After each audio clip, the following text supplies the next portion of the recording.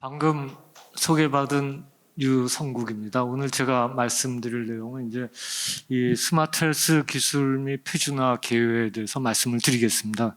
오늘 여기 발표하는 거는 제가 TTA PG419 스마트 헬스의 그 의장을 맡고 있기 때문에 우리 PG419에서 어떤 식의 표준화 하고 있느냐라는 계율을 말씀해 드리겠습니다. 먼저 저를 소개시켜준 우리 전진욱 의장님께 감사드리고, 제가 얼마 전까지 교수를 하고 있다가 올 2월부로 이제 정년 퇴직을 했습니다. 그래서 이제 PG419 이쪽으로 말씀을 드려서 벌써 이렇게 발표하는 게 몇 달 만에 발표를 하니까 이제 굉장히 어색하고 잘 못할 걸로 예상이 됩니다. 그래서 여러분들께서 그거를 좀 이해해 주시면 감사드리겠습니다.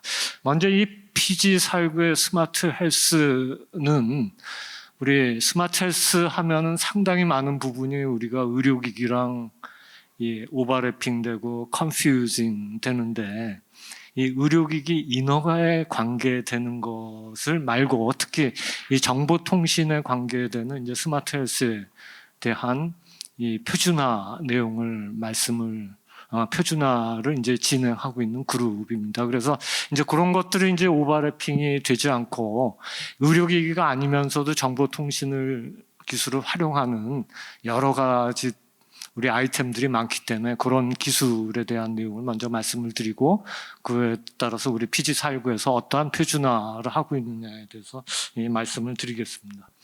먼저 이 스마트 헬스가 어떻게 보면은 요새 이제 굉장히 정보통신 기술과 소프트웨어 기술을 포함한 이 헬스의 혁명적인 분야다, 이렇게 말씀을 드리겠습니다. 그래서 너무 다 여러분들께서 잘 알고 계시겠지만은 이 헬스의 혁명에 관계되는 부분은 요새 가장 각광을 받고 있는 이 아티피셜 인텔리전스를 얘기를 안 할 수도 없고, 이 아티피셜 인텔리전스 중에서도 챗GPT 때문에 너무나 유명해진 라지 랭귀지 모델을 얘기를 안 할 수가 없습니다.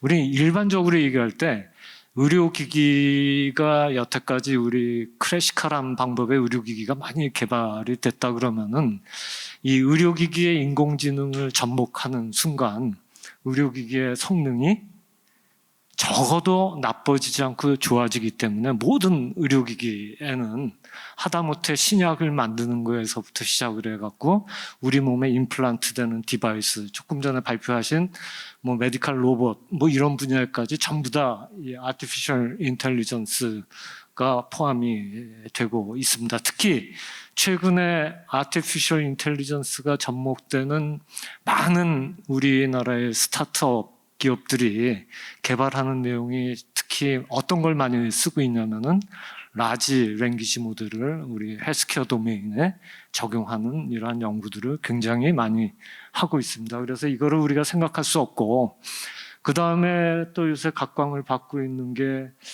사실은 아티피셜 인텔리전스랑 상당히 연관이 돼 있고, 여태까지는 우리가 이제 치료를 한다 그러면 약을 먹고 치료를 받는다 이렇게 생각을 했는데, 이 약을 먹지 않고 치료를 받으면서 약을 먹고 치료하는 거하고 적어도 동등한 또는 그 이상의 효과를 내는 이러한 치료기가 약을 사용하지 않고 소프트웨어만으로 할 수 있는 것들이 또 이거는 최근보다도 몇 년 전부터 이제 굉장히 활발하게 되고 있습니다.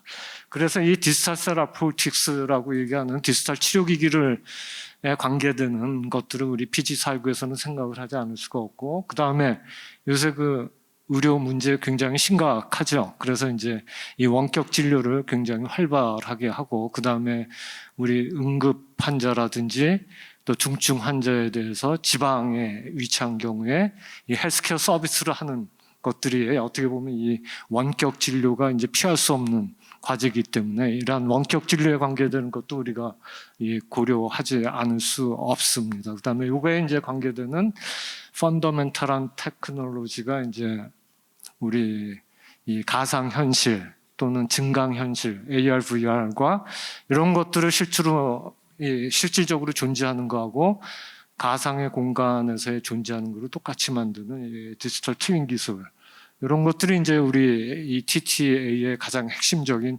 정보통신 기술과 결합하면은 IOMT, 인터넷 오브 띵이라고 얘기하는데 거기 메디컬 하나를 더 붙여갖고 우리가 흔히 IOMT라고 얘기하고 있죠. 그래서 이 웨어러블 디바이스, 그 다음에 인터넷 오브 메디컬 띵스 같은 것들이 이러한 기술들이 최근에 굉장히 활발하게 연구되고 있고 이런 것들이 새로운 디바이스가 나오고 이런 새로운 디바이스들이 나오면은 다 같이 써야 되기 때문에 인터퍼러빌리티가 이제 굉장히 중요한 이슈가 되고 있습니다. 그래서 이러한 인터퍼러빌리티 이슈를 다루기 위해서 이제 이 표준화가 특히 정보통신 쪽에서의 중요한 개념으로 하고 있다 이렇게 말씀을 드릴 수 있습니다. 그래서 뭐 너무나 당연한 거지만은 이거 이제 백본은 우리의 패러다임이 변화한다.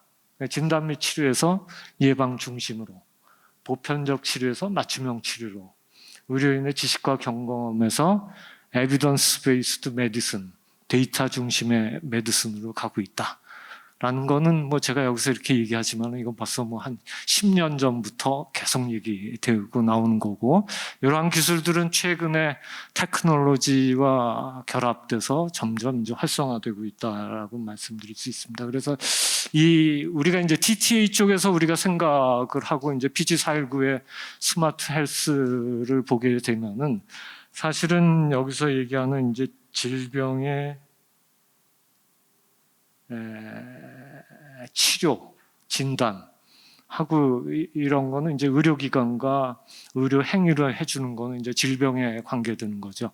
그래서 여기에 사용하는 이제 메디컬 디바이스의 이제 표준화라든지 이런 거는 요새는 이제 식품의약품안전처에서 이런 것들을 이제 다루게 되고, 그 다음에 이런 것들이 이제 정보통신 기술과 하면은 이제 가정회사 질환 관리가 이제 예방 중심으로 가고 있죠. 그래서 최근에 의료의 동향은 이러한 병원 중심과 가정 중심의 질병과 예방을 배리어가 없이 연결해주는 이런 심리스한 서비스 쪽으로 발전을 하고 있습니다. 그래서 이 중에서도 이제 이 표준화 쪽에 관계되는 거는 의료의 행위랑 상관이 없이 관계가 되는 이러한 분야에 대해서 이제 표준화 활동을 TT에서 하고 있다 이렇게 말씀을 드릴 수 있습니다.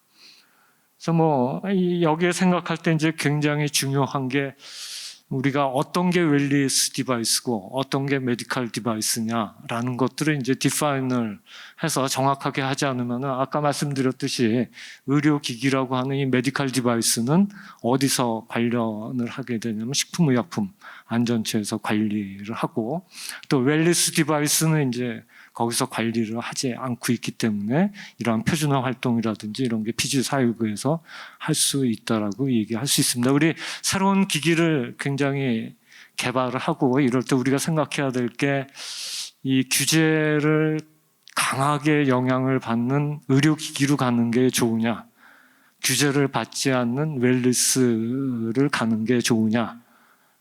이 시점에 대해서 생각해 볼 때는 이제 이 규제를 하게 되면 일단 시장 진입을 하면 그 다음부터는 굉장히 편리하게 진입이 되는 반면 이렇게 진입을 했을 때는 우리 임상시험을 포함해서 축가를 받아야 되고 그 다음에 의료기기 허가를 받아야 되기 때문에 굉장히 많은 버든이 들어간다라고 얘기할 수 있고 그 버든이라는 거는 제가 표현을 잘못했죠. 버든은 그냥 버든이 아니라 생명을 다루는 거기 때문에 정말 유용한 거를 보기 위한 굉장히 많은 시간과 돈이 들어간다라고 말씀드릴 수 있습니다. 그래서 그게 들어가지 않게 하기 위해서는 그런 규제를 받지 않는 쪽이 이제 웰니스 디바이스고 웰니스 디바이스는 이제 규제를 받지 않기 때문에 시장 진입이 용이한 반면 뭐냐면 경쟁이 심하죠.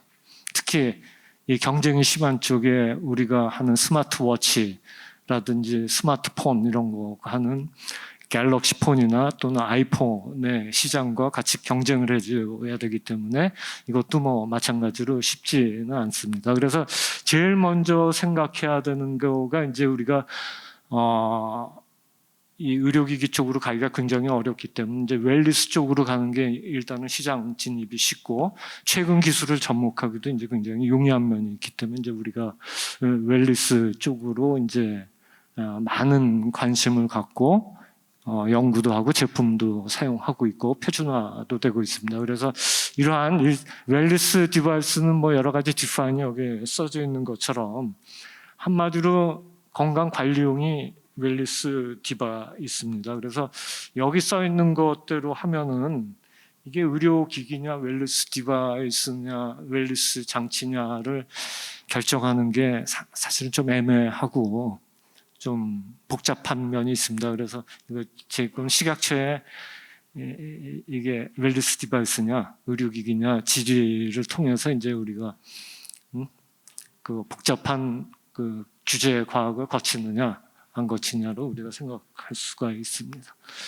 그래서 이제 제일 먼저 생각할 수 있는 게 우리가 라지 랭귀지 모델인데 라지 랭귀지 모델 하면은 제일 먼저 생각하는 게 챗GPT죠. 그래서 우리가 챗GPT라는 거는 이제 이 프리트레인드 트랜스포머 모델인데 프리트레인드 트랜스포머에서 프리트레인드가 굉장히 많은 우리가 존재하는 텍스트 정보를 월드와이드 웹이라든지 이런 데 마구 텍스트 교과서 뭐 이런 데서부터 이제 왕창 끌고 와서 우리가 생각하고 있는 세상에 존재하는 웬만한 지식들을 우리가 컴퓨터의 속에다가 전문적으로 얘기하면 이제 레이턴트 베리어블로 우리가 그 레프리젠테이션을 해 놓는 거죠. 그래서 굉장히 많은 정보를 잘 표현을 해 놓으면은 그거를 이용해서 우리가 여러 가지를 할 수 있다. 그러니까 이제 라지 랭귀지 모델이에요. 그래서 여기서 우리가 이제 이 프리트레인드 모델을 라지 랭귀지 모델에 사실은 정보만을 레프리젠테이션 해놨지 실제로 우리가 얘기하는 질문, 퀘스천을 하면은 답변을 해주거나 이러한 기능은 이제 굉장히 떨어지죠.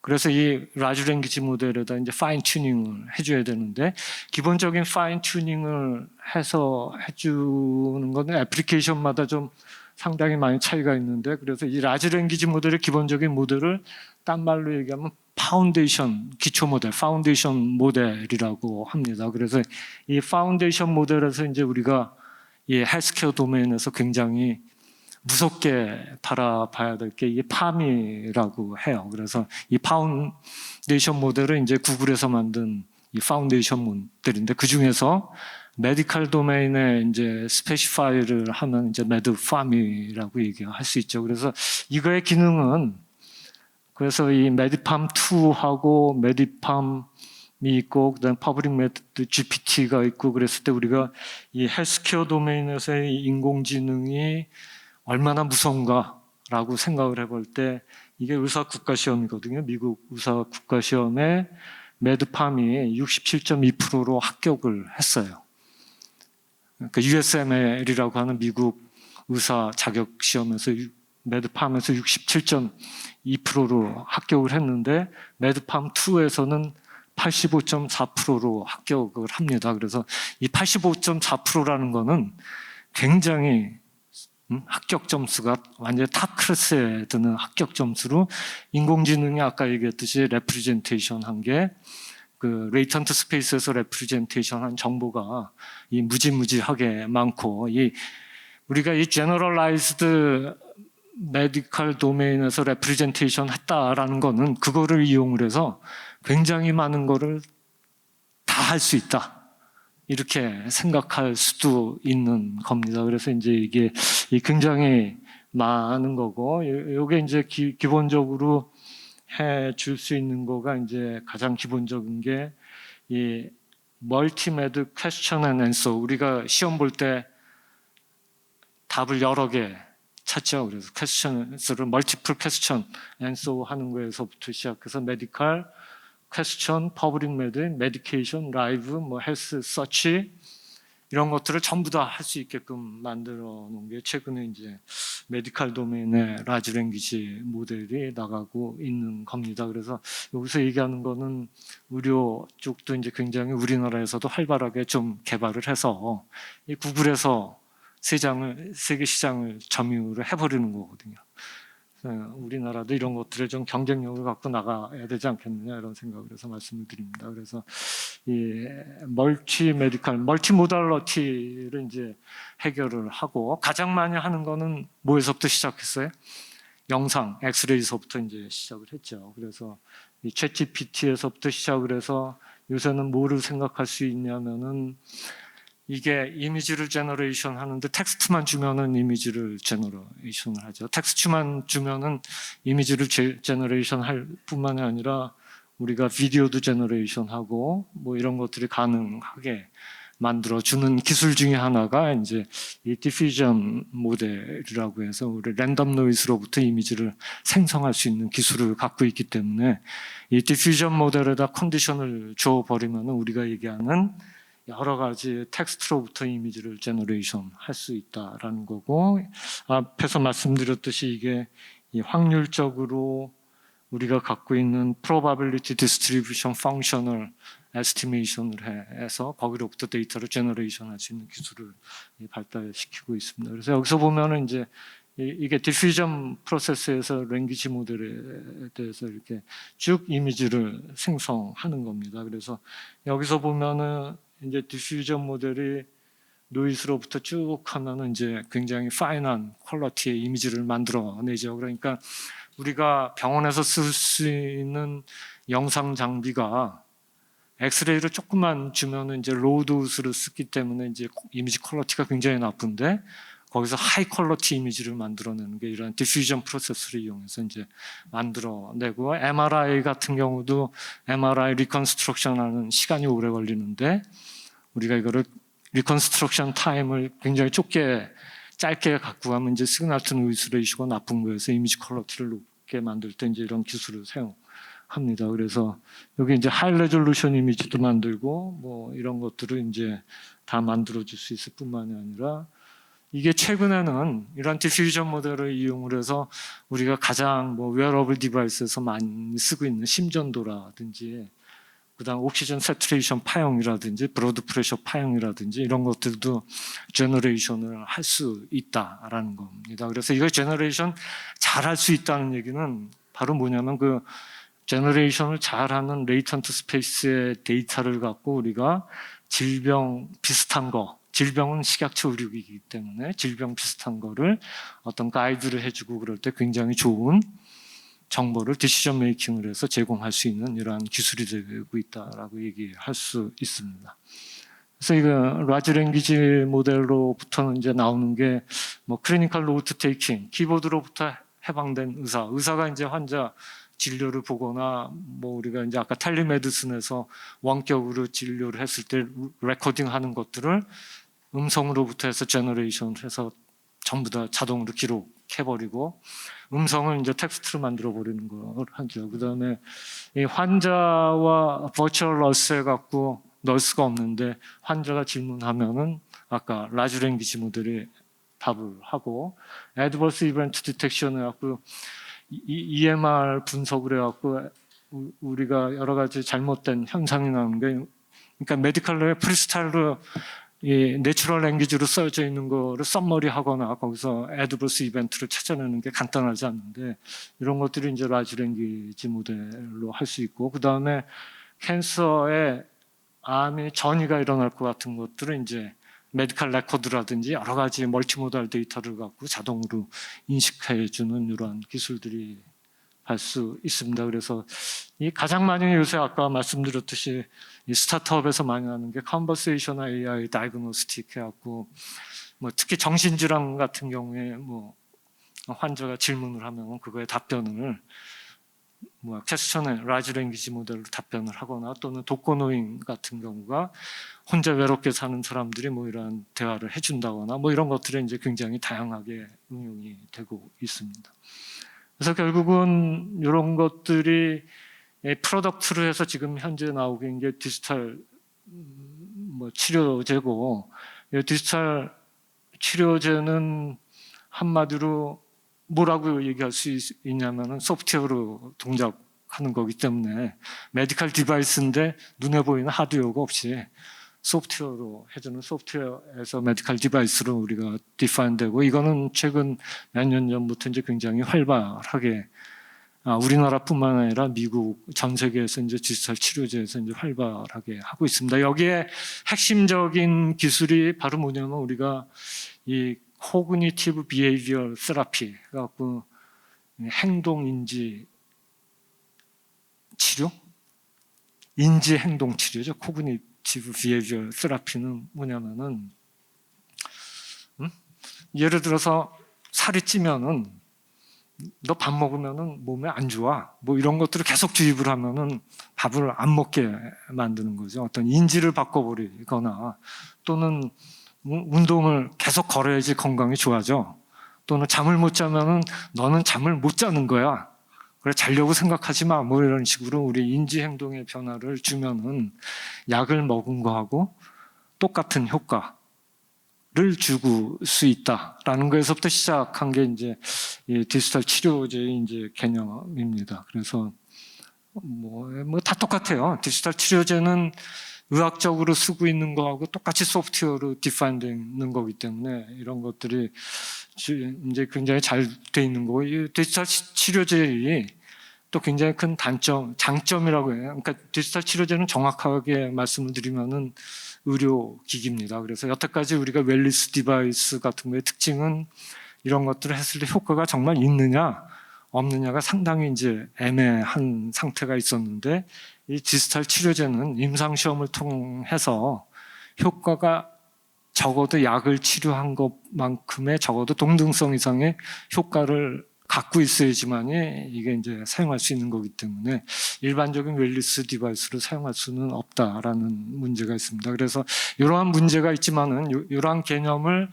변형시켜준 건강관리 기구로서는 우리가 약간 웰니스 디바이스 쪽으로 이제 굉장히 많은 프로덕트가 디자인되고 있다라고 말씀을 드릴 수 있습니다. 그래서 뭐 다 아까 코그니티브 비헤이비얼 세라피하고 인터벤션 하고 뭐 보험도 받을 수 있는 거죠. 그다음 소프트웨어니까 이 정보 보안의 해킹, 프라이버시, 시큐리티 문제도 굉장히 잘 고려를 해서 개발돼야 되는 겁니다. 그래서 이런 것들이 이제 혁신 의료기기 또 최근에는 혁신 의료 기술로 이제 정부에서 지정을 해줘갖고 이렇게 되면 이제 인허가 프로세스하고 리임버스먼트 프로세스가 이제 굉장히 편리하게 또는 잘 되고 있다라고 얘기를 드릴 수 있습니다. 그래서 이게 뭐 옛날에 디지털 게임을 통해서 ADHD 환자를 치료할 수 있는 뭐 디지털 치료제로 이제 뭐 FDA 승인 받은 걸 얘기하는 거고, 이게 이제 거의 뭐 망해서 잘 안 되고 있는 게 이제 특히 약을 먹었는지 안 먹었는지를 판단하는 게 굉장히 중요해서 이런 우리 몸 속에 삽입하는 이 마이크로 머신을 만들어서 이거를 해주는 게 이제 FDA 승인을 받았는데 이게 코스트가 굉장히 비싸고 그래서 우리가 디지털 치료제라 그러면은 여태까지 개념은 이제 소프트웨어만으로 할 수 있다라고 소프트웨어만의 디바이스다라고 생각할 수 있었는데 여기서부터 디지털 치료제의 개념이 약간 바뀌어서 디지털 치료제도 여러 가지 이제 이 보조적인 장치가 사용될 수 있다 이렇게 생각할 수 있는 거죠. 그래서 여기 이제 디지털 치료제에 많이 들어갈 수 있는 게 이제 각종 웨어러블 디바이스가 이제 우리가 아까 코그니티브 비헤이비얼 세라피의 효과를 주기 위해서 이제 사용될 수 있다라고 말씀을 드릴 수 있습니다. 그래서 마지막으로 이제 하는 분야가 이제 텔리메디슨.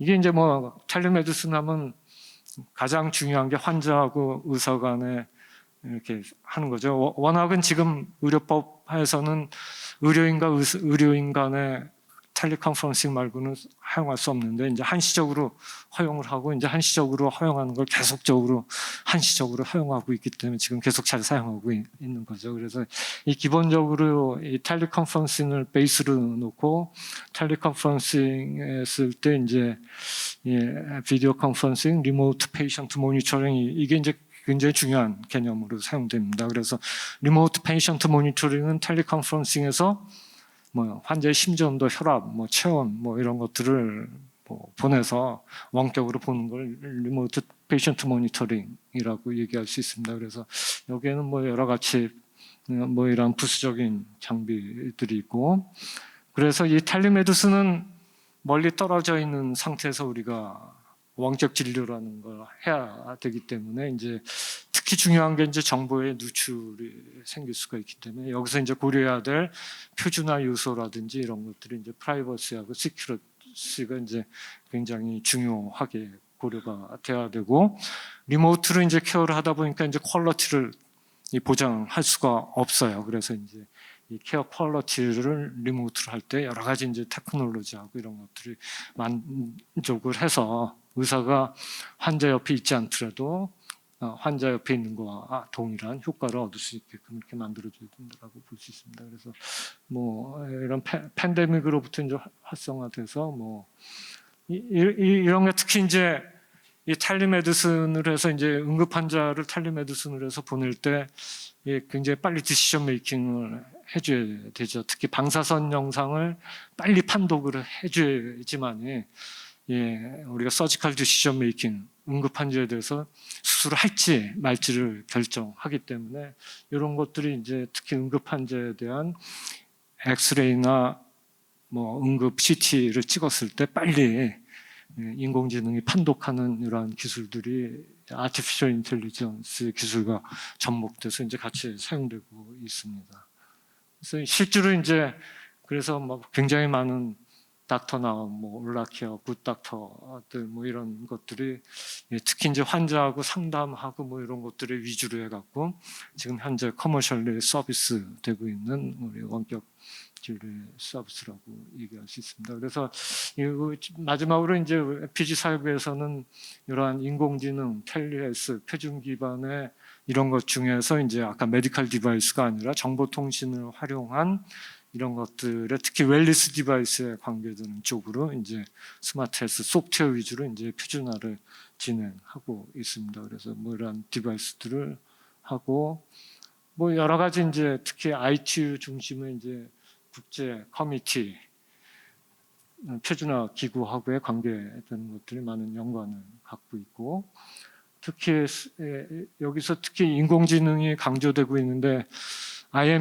IMDRF는 그 국제 규제 팀, 그러니까 우리나라로 하면 식약처 같은 데서 규제 과학을 해주는 이제 표준화 기구입니다. 그래서 이제 아티피셜 인텔리전스 쪽의 메디컬 디바이스에서는 이제 우리나라가 주도적으로 해갖고 이제 이런 표준화를 하고 있고, 저희가 IT 관계만을 한다고 하더라도 왜 그러냐면 아까 말씀드렸듯이 헬스케어가 이 식약처하고의 굉장히 사실은 이 공통 결합 부분이 많기 때문에 이런 것들을 고려하지 않고 표준화 활동을 할 수가 없습니다. 그래서 이런 것들이 이제 결국은 저희 표준화에서는 뭐 여러 가지 표준 데이터 또는 인공지능, 뭐 헬스케어 플랫폼, 뭐 이런 것들을 다 포함하는 이러한 표준화 활동을 하고 있습니다.